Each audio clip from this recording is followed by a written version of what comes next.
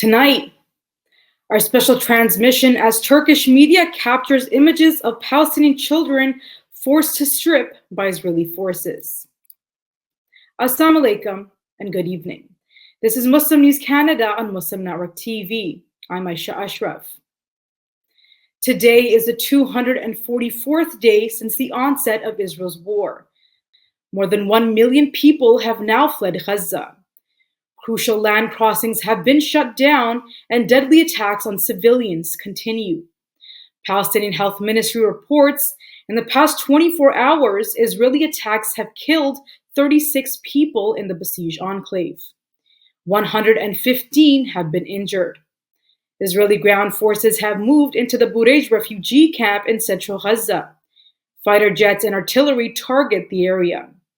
Media reports show morgues overflowing and hospitals struggling to cope with the surge of casualties in Deir al-Balah. Hamas has indicated it will respond seriously and positively to any ceasefire proposal that includes a halt of the war, Israeli withdrawal from Gaza, and a prisoner swap deal. Prime Minister Netanyahu has reiterated that the war will continue until the group is eliminated. UNICEF's Middle East and North Africa office reports children in Gaza are forced to deal with the horrific reality of loss, trauma, and total destruction. It says all children in Gaza need mental health support due to the profound impact of the war on their psychological wellness. A report by the United Nations says if the war continues unabated, more than 1 million Palestinians in Gaza could suffer the highest level of starvation by mid-July. The death toll from Israel's war is staggering. At the time of writing, at least 36,586 Palestinians have been killed by Israeli attacks. A revised report by the United Nations estimates another 10,000 civilians are buried under the rubble. 83,074 have been injured. Israel's death toll from Hamas's attack stands at 1,139. The Israeli military has confirmed the deaths of 4 more hostages held by Hamas.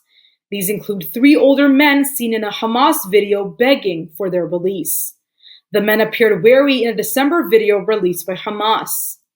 Israel's military spokesperson Daniel Hagari announced that the 4 men died together in the southern Gaza city of Khan Yunis.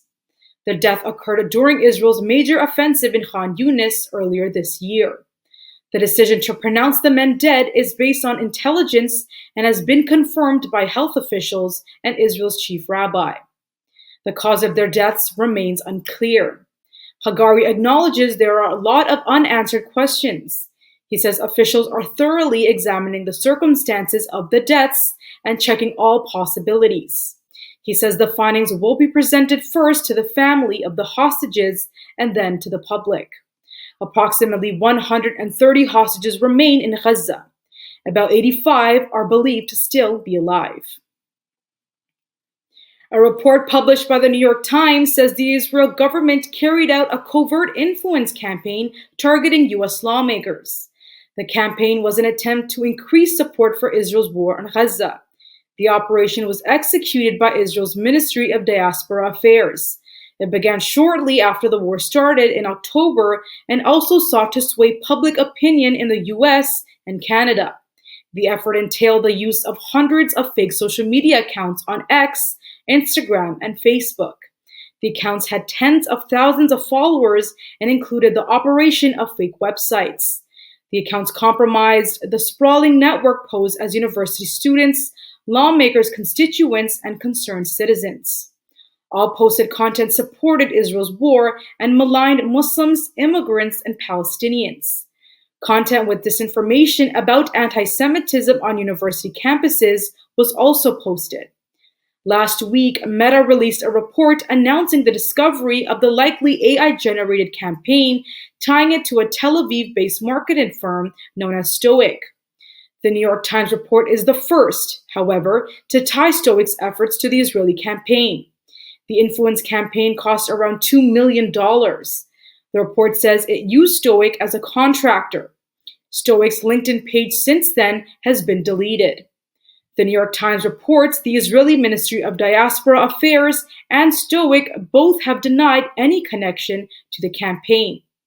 Fake Reporter, an NGO specializing in disinformation, released an analysis today that the campaign focused on more than a dozen U.S. lawmakers. These include many Black and Democratic members of the House of Representatives and Senate.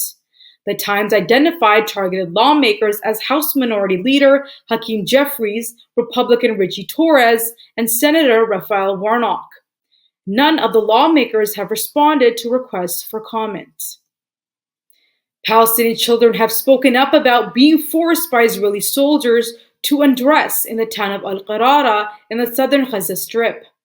Israeli army forces have moved into the town early morning today under heavy bombardment. Turkish media outlet Anadolu Agency reports children say Israeli soldiers raided several homes in the town. They say they were then forced to remove their upper clothes.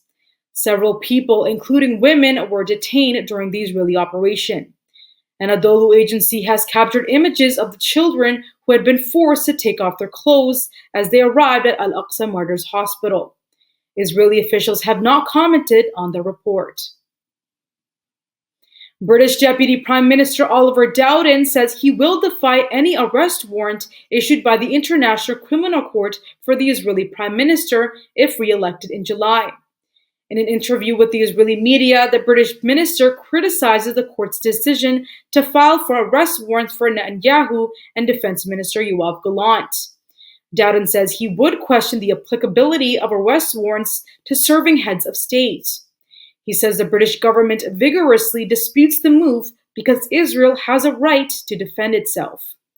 Dowden also lashed out at the BBC. He criticizes the British broadcaster for refusing to refer to Hamas fighters as terrorists. An Israeli court today upheld a 35-day ban on Al Jazeera Network's operations in Israel. The ban has been imposed by the government on national security grounds. A minister has stated that he hopes to extend the ban for another 45 days when it expires on Saturday. On May 5th, Israeli authorities raided a Jerusalem hotel room used by Al Jazeera as its office, announcing the shutdown for the duration of the military offensive against Palestinians in Gaza. They accused the broadcaster of encouraging hostilities against Israel. Soon after, Israeli satellite and cable television providers suspended Al Jazeera broadcasts. Al Jazeera rejects the accusations as a dangerous and ridiculous lie that puts its journalists at risk. Today's court ruling retroactively approved a 35-day ban until June 8th. Tel Aviv District Court Judge Shai Yaniv cited unspecified evidence of a long-standing relationship between Hamas and the broadcaster. Al Jazeera has criticized Israel's military operations in Gaza, reporting from the conflict zone since throughout the war. The network argues it does not incite violence or terrorism and that the ban was disproportionate.